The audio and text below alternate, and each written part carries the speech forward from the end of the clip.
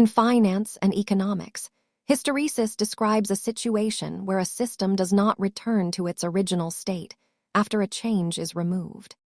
The term comes from Greek, meaning to lag behind. It signifies that history matters and the path taken influences the final outcome. Think of it as path dependency. If you change a variable, the system reacts, but it won't perfectly reverse when the variable returns. Key characteristics include a delayed response and the fact that the system remains permanently altered rather than snapping back to its original state. In a reversible system, removing a stimulus brings everything back to normal.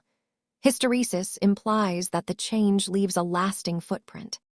Economists use this to explain why unemployment stays high. Long-term job loss creates a new, lower baseline that is hard to recover from. It is a reminder that temporary shocks can have permanent consequences for markets and individuals alike. Understanding these concepts helps you see why some market trends are so sticky. Subscribe for more financial deep dives.